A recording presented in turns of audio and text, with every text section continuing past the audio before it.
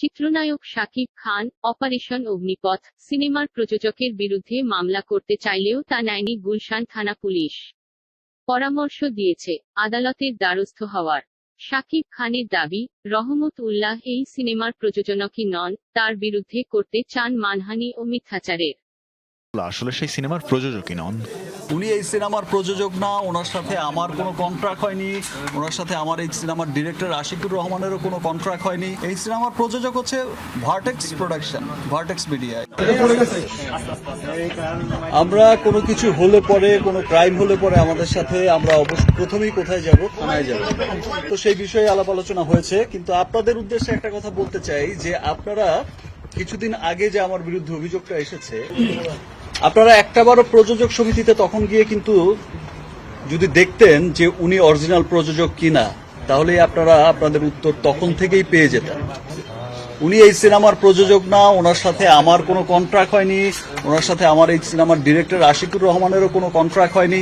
উনি প্রথম শুরুই করেছেন কিন্তু মিথ্যাচার দিয়ে। সামনে আমি যেটা ফিল করি যে এই যে 5টা অ্যাসোসিয়েশনে দিয়েছে, এখানে নিশ্চয়ই এর সাথে আরো অনেক লোক জড়িত আছে যারা তাকে হচ্ছে এই বিষয়গুলো, নয়তো প্রযোজক অ্যাসোসিয়েশনের সে প্রযোজক এই সিনেমার না, সে কিভাবে কমপ্লেন করতে পারে এক প্রযোজক হয়ে এই সিনেমার? এত বড় সাহস তার কোত্থেকে হলো? সে আমার শিল্পী সমিতিতে করেছে, সে আমার পরিচালক সমিতিতে করেছে, সে আরো অন্যান্য অ্যাসোসিয়েশন সমিতিতে করেছে। তো যাই হোক, দিন শেষে আপনারাই আবার তদন্ত করে।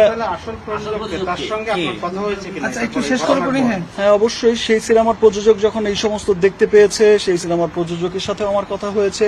এই সিনেমার প্রযোজক হচ্ছে ভার্টেক্স প্রোডাকশন, ভার্টেক্স মিডিয়া। এরকম ভার্টেক্সের কর্ণধার হচ্ছে কিন্তু ওনার নাম হচ্ছে জানে আলম সাহেব। এবং আমরা তখন থেকে জানতাম যে কে তার কোনো, সে কে মানে রহমতুল্লাহ কে, তার কোনো এখতিয়ার নেই যে প্রযোজক হিসেবে আমার সিনেমাটার ঘাড়ে বন্দুক রেখে সে আপনার বিরুদ্ধে আপনার কাছ থেকে টাকা দাবি করছে।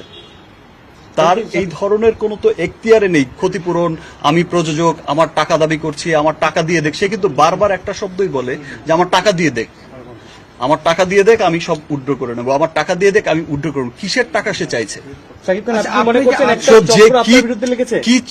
কি টাকাটা যে সে চাইছে, সেই অভিযোগটাই দিতে আমি এখানে এসেছিলাম, যে সে যে টাকাটা, কি টাকাটা চাইছে, সেই সমস্ত বিষয়গুলোই তো করতে আজকে এখানে এসেছিলাম। যেহেতু আজকে ওনারা বলেছে যে এই অভিযোগগুলো বা এই মামলাটা থানায় করলে, আমি তো আর জিডি করতে এখানে আসিনি, জিডি করতে কেন আসবো? তো যেহেতু আমাদের কোনো কিছু সংগঠিত হলে প্রথম তো আগে আমরা থানায় যাব। কোথায় যাব? আমার এরিয়ার থানায় যাব, বা যেখানে হয়েছে সেই এরিয়ার থানায় যাব। যখন থানা পরামর্শ দিয়েছে যে ঠিক আছে, এই মামলাগুলো যদি আপনি কোর্টে করেন তাহলে আরো ভালো হয়। তো যেহেতু ওনারা অ্যাডভাইস করেছেন, আমি অবশ্যই কাল থেকে কোর্টে যাব। এই মামলা করার জন্য আমি কোর্টে যাব, কোর্টে গিয়ে এটা ফেস করব। আপনি কি আগামীকাল কোর্টে যাবেন? আগামীকাল যাব, অবশ্যই যাব ইনশাআল্লাহ। হয় আগামীকাল।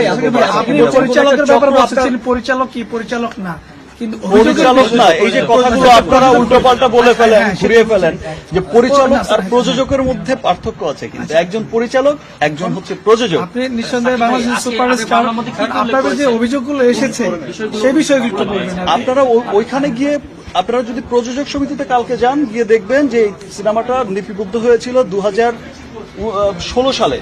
সেই সময় থেকে আজ অবধি সেই সিনেমার প্রযোজককে, যেটা প্রযোজক সমিতিতে সরকারিভাবে লিপিবদ্ধ হয়েছে, সেই সিনেমার প্রযোজক তো ভার্টেক্স প্রোডাকশন।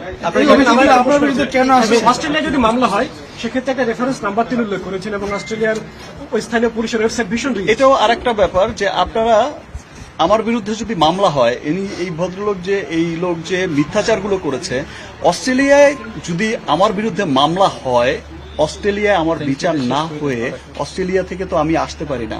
অস্ট্রেলিয়া থেকে পালিয়ে আসার মতো অস্ট্রেলিয়ার আইন প্রশাসনের উপর তো তাহলে তার কোনো আস্থাই নেই। এবং এই রেফারেন্সে আপনার নামে কোনো অভিযোগ সেখানে নেই। আমরা যখন ওয়েবসাইটে ঘাটলাম, সেখানে দেখা যায়নি। এখন বাংলাদেশের পুলিশের সঙ্গে কথা বলে অস্ট্রেলিয়ান পুলিশের কাছ থেকে এই বিষয়ে কোনো তথ্য আনা যায় কিনা, আপনি ব্যবস্থা নেবেন কিনা?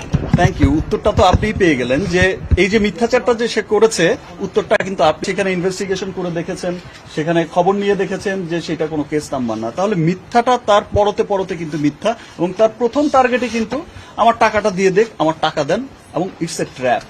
এই ট্র্যাপের মামলাটা করার জন্যই আমি আপনি কি ধরনের মামলা করতে এসেছিলেন, যে চাঁদাবাজি কিংবা